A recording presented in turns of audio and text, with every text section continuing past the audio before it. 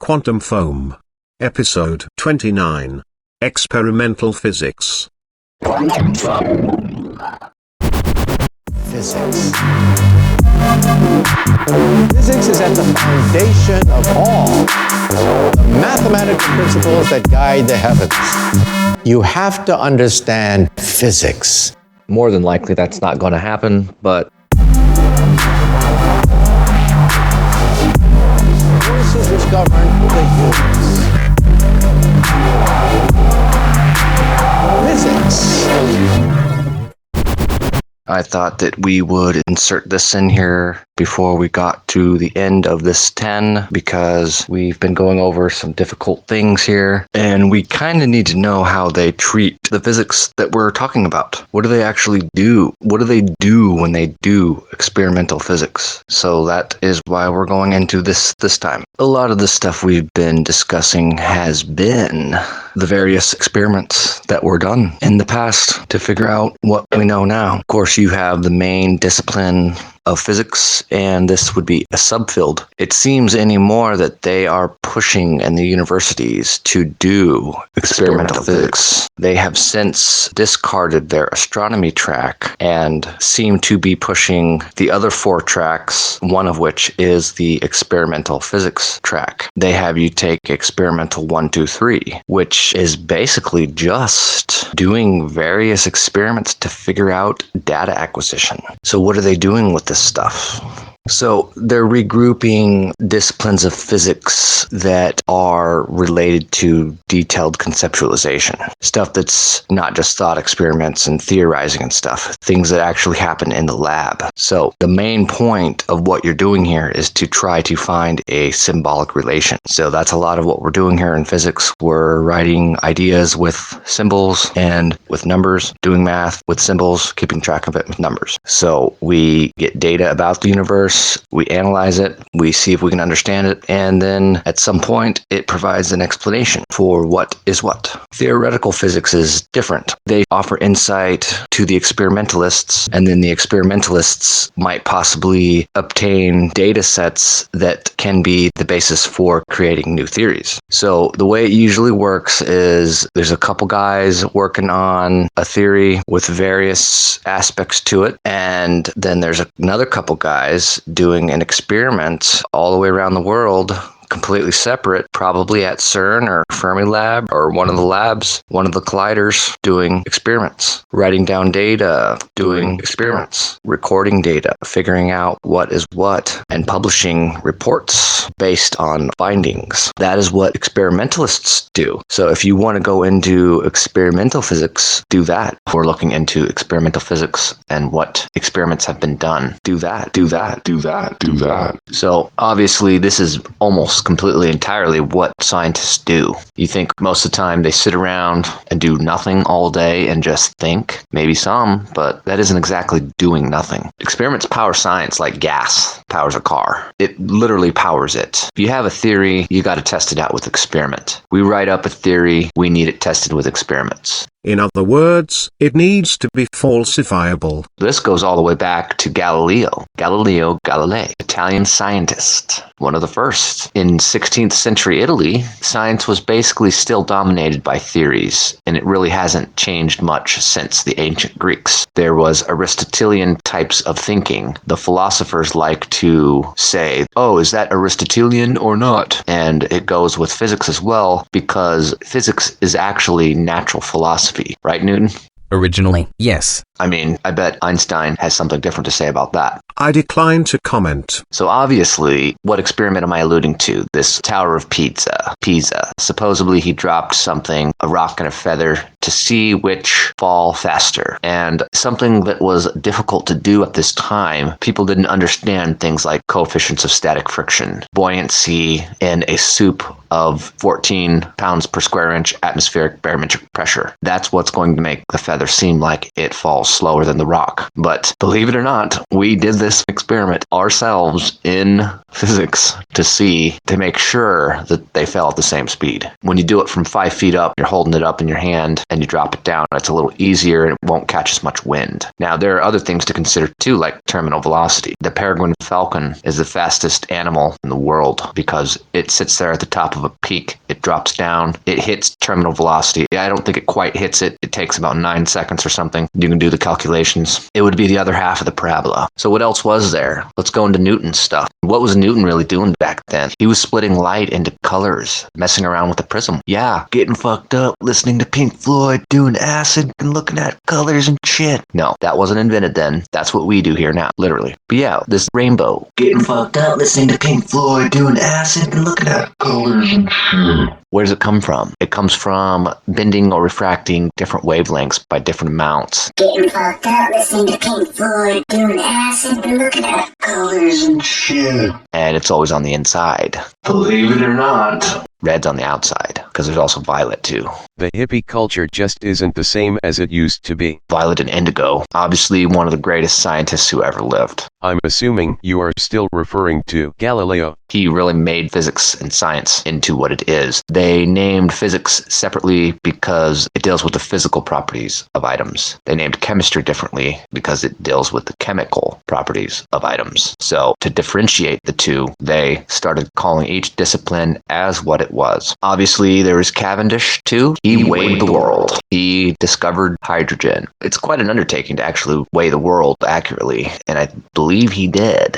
So his experiment there laid the foundation for theories of gravity. It expanded upon theories of gravity. Newton, this was right around 1800.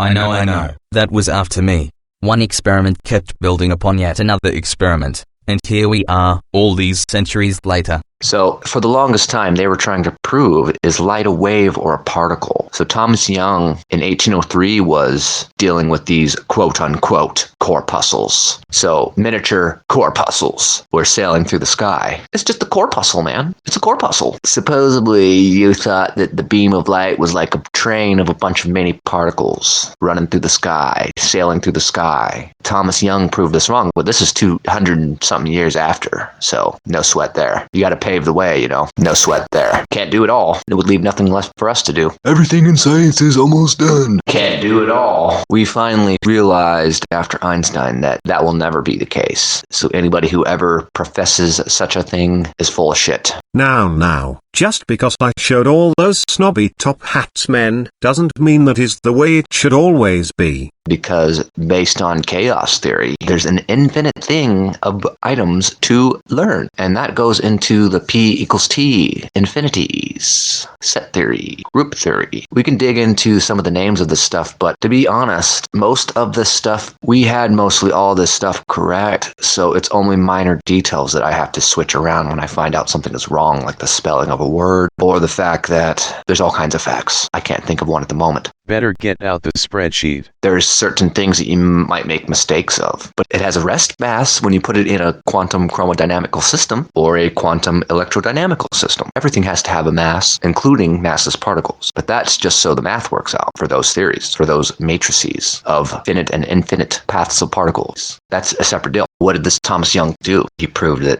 light is a wave, but everybody's like, oh, we finally know it's a wave. It's a wave-particle duality. It's both. A wave moves in more dimensions than a particle at one time. That's the problem. One particle can't be in two locations at a time. Pauli Exclusion Principle. This is some of the stuff we have been going over. Fermi-Dirac Statistics follow and adhere to the Pauli Exclusion Principle. This means that an electron state cannot occupy the same state. Let's say it's in an S2 orbital. That's the second state, not the ground state of a particle. Two electrons cannot occupy where only one electron can be on that orbital. Different orbitals can only allow a maximum of a certain number of quote-unquote electrons to be orbiting in that location. Now, obviously, they can make a picture of the statistics where it is likely that the electron will be there, but the fact of the matter is it may not be there. But we generally know to a high degree of accuracy where it will be and where it will interact with another particle. They do stuff with this in experiments, and they have been for 50, 60 years. They've been creating creating mesons in colliders since the 60s. So there's lots of different particles. They understand a lot of these byproduct particles. Now, I have a feeling we may throw particle physics out as a study entirely. These are not even particles. It's wave physics, H-wave physics. There is going to be an H-wave function. That is going to be the Hermitian. Our Hamiltonians and our Hermitian operators all are going to be included in the H-wave function that I am developing, that is going to be tied into having the correct formulas for the theory of everything and having the material science and the physics to make quantum computers and have it be faster than a piece of shit. What if we find out that we only need 16 bits? What if there is only 64 bits and we don't need anything bigger? What if it works with factorial logarithmic math? You can extend your math beyond normal numbers using factorials. It makes the basis between integers and numbers and calculations much larger than simple addition, subtraction, multiplication, and division. Experiments. Run your experiments. We run experiments on a computer. We set up a model to model something. We input all of the variables. We check everything. We do all the physics. Then we do the math. Then we do the programming. Then we run the experiment. Then we find our result. Then we analyze the result. Were we right? Were we wrong? We ran an experiment. It seems like I'm always doing experiments on various things, most of which is myself. The things I do,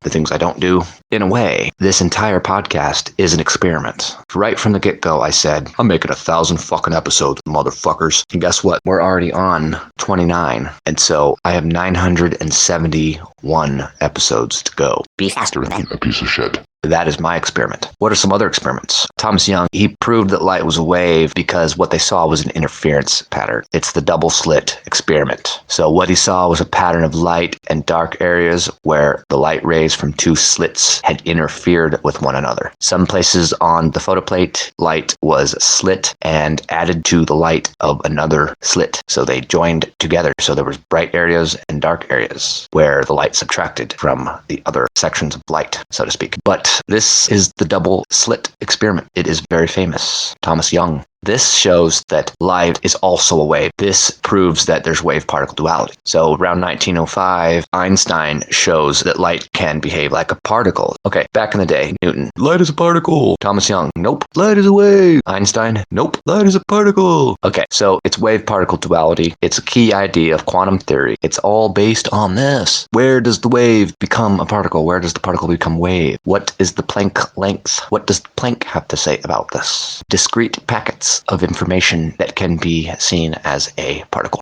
What s orbital are you in? These are quantum effects that become noticeable in the real world. What s orbital are you in? This is why they could measure a certain quantity of items of substance. Supposedly different particles are in different arrangements the next time they measure. They measure again, it's different. They measure again, it's different. Why is this? Now, I'm sure other people have thought of this before. I am trying to develop a method by which particles are not just particles. They are all waves. So we need a mathematics that can describe only discrete quantities of continuums of space-time in a small enough region that can act as a particle. So it's a particle, right? Just call it a particle, just call it a particle, just call it a particle, just call it a particle. But what really is it? Einstein gets the Nobel for photoelectric effect, black body radiation, atomic scale phenomena that affects the macro world. This is why lasers work. Light amplification by the stimulated emission of radiation. I got the Nobel Prize for Physics in 1921 for the discovery of the photoelectric effect. This leads to the very technology we all are probably using right now. Also, it has finally been observed. It has taken over 100 years to finally measure the time interval it takes from quantum jump to quantum jump during this continuous process. You know, this is fairly new stuff. Using laser pulses to remove electrons from helium atoms and using a combined chronoscope methodology, computer simulation, and theoretical calculations, researchers at the University of Vienna have proven by observation the direct result of this photoelectric effect.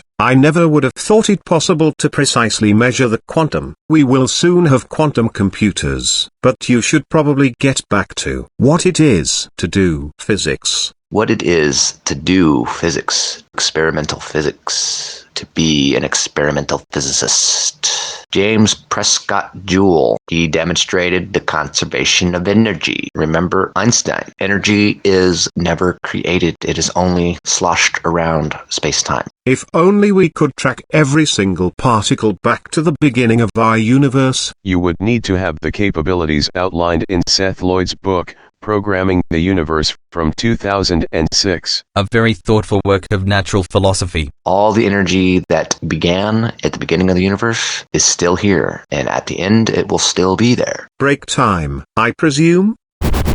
Obviously, this is the midpoint of episode 29, Experimental Physics of Quantum Foam.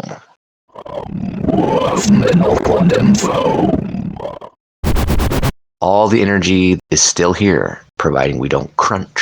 I don't suppose it is beyond the realm of possibility that, say, the entire existence we occupy right now, if it did crunch into a singularity to the point where there was no space there, so to speak, then we wouldn't exist anymore. That could be after one of these great oscillations that might be happening because we see a recurrence of the universe doing the same thing over and over again. It's like human history. History repeats itself. You think so? It really does. Things seem to repeat themselves. The Big Bang. Whoa, we got big. No, about crunch. No, big. No, crunch. Maybe we are just in one of those. No, big. And then 7.5 billion years ago, a little faster. And then right now we don't know. We don't have anything else to go off. And maybe we can gauge another one to see if we're going the same or even faster or slower than the previous. We only know that it's accelerating. It's different. It's more. It's faster. The dark energy appears to be pushing harder, which is what they attribute the expansion of the universe to. Now, remember, string theories can only be static lattices placed upon sections of frames of our current universe. We know that it's expanding, we know that it's background independent, and we know that all of the light we see and mass we see is literally part of the whole system. We're all part of the same system. So we're all inside of one little particle that has forces inside of it that can be represented by the motion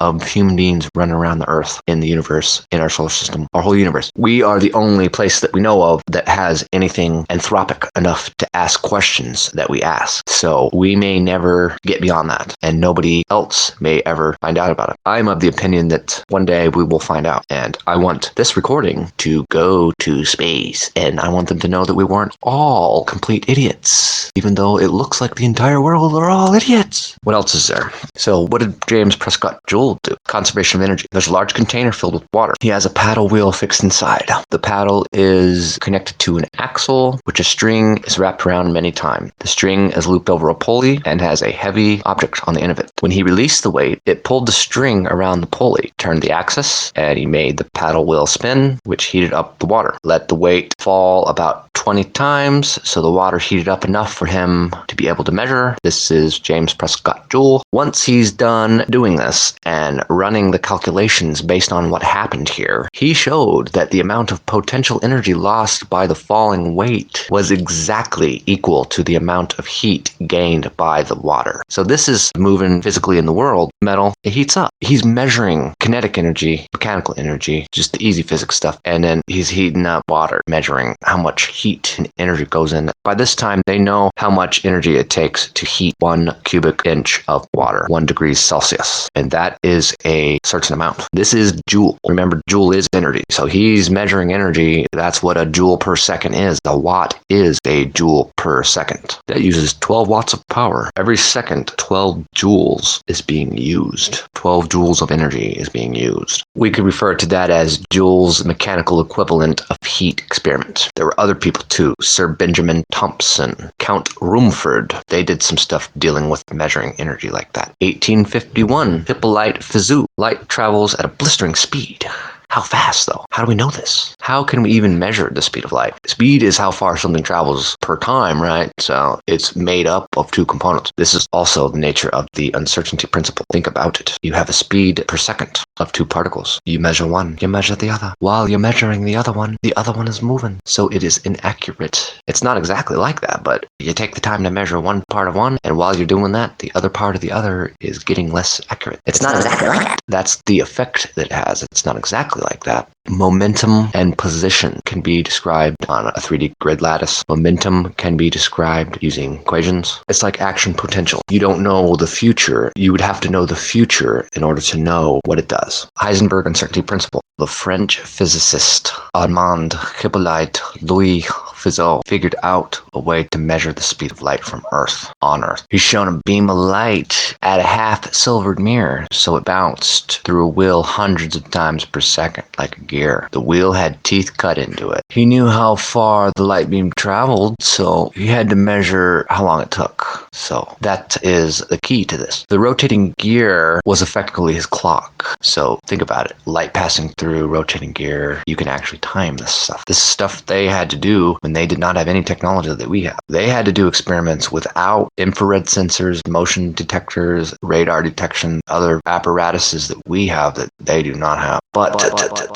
they had to be done some way. Fizeau's apparatus was later improved. He measured this distance. He figured it was 3.1 times 10 to the 8 meters per second, about 5% too high. I don't know why it was too high instead of too low. What it looks like, you can shine a light through a gear that passes through the light beams, and so it blocks it as it turns, and so he's measuring this. It was later approved upon by Leon Foucault, and he put a spinning mirror on there, and the more accurate technique, 1% off. So if you need precise measurements, you probably won't want to use that, but within 1% is pretty good. This is 1851. This is 1800s, later in the 1800s. I mean, remember Michelson, Morley. I just want to go over some of these famous experiments, because when did they change their mind? All of a sudden, this isn't... Why are you changing this shit? Well, wouldn't you rather it be right and not wrong? I'm mad that it's still wrong, and you're not acting like it's right. So basically, don't get mad that it was wrong. Just make sure it's right now. So once it's right, it doesn't have to be right again. You can't unwrite something that's right. But if we think it's right and it's really wrong,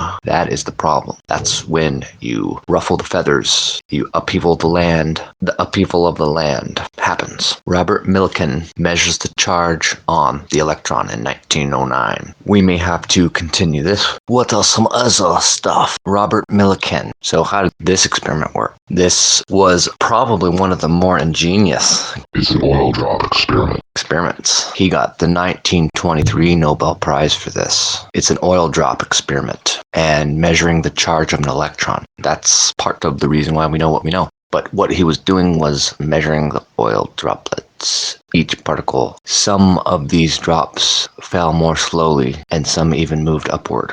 Robert Millikan. So after thinking about this, these drops must be carrying multiples of the basic unit of electric charge, multiple electrons, and that affected how quickly it went up or down when the power was on. So in a way, he's measuring the velocity of the droplets. We needed to know if we could measure electrons one at a time or in some other contiguous form. We measure them to be a discrete amount. Measuring terminal velocity with the power on, then measuring terminal velocity with the power off. Calculating the basic electric charge. That's pretty ingenious. This is stuff people did over 100 years ago. There's more. Ernst Rutherford and Associates split the atom. Hans Geiger and Ernest Marsden, working in Manchester, England. They were doing experimental physics, firing positively charged particles at a thin sheet of gold foil. I remember reading about that from various authors.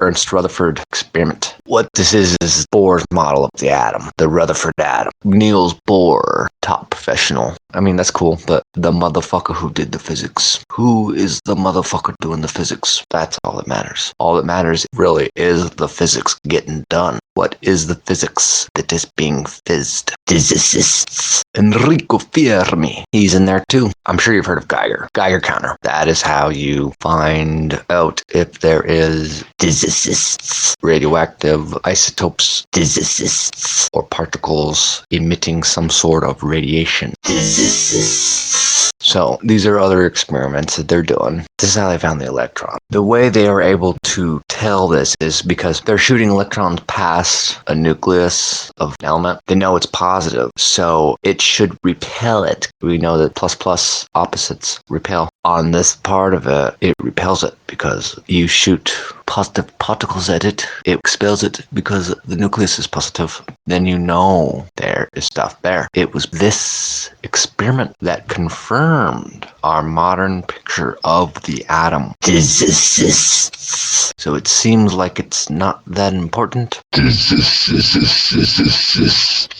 But it is. It's Rutherford's gold foil experiment, the Geiger-Marsden experiment. So they allow positively charged alpha particles to pass through them, and as long as the particles are traveling clear of the nucleus, any particles fired at the nucleus are deflected. That's exactly what it is. So when you fire them at the right angle, they bounce back. That's nuts, isn't it? Like totally repel. The zenith, if you were right, bounce straight back in your face. It's not splitting the atoms, but that's crazy. This is stuff they were doing at the end of a bunch of decades of figuring out stuff. So this was a precursor to allowing physicists to split the atom. What is splitting the atom? Nuclear fission.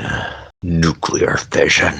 He demonstrated the nuclear chain reaction in 1942. He tested this out at the University of Chicago. Nuclear fission.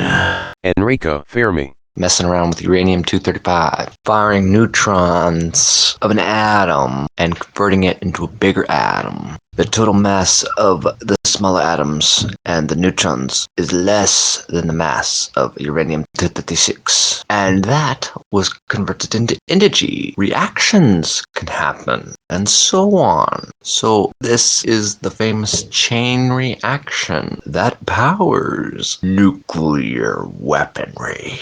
This is the button that they push. They push a button. It sends a signal to a silicone microchip device. It sends it to another silicone microchip device, which sends it to another, and so on. And then down in the reactor, it moves the lever that starts the process, that pushes the thing that does the chain reaction.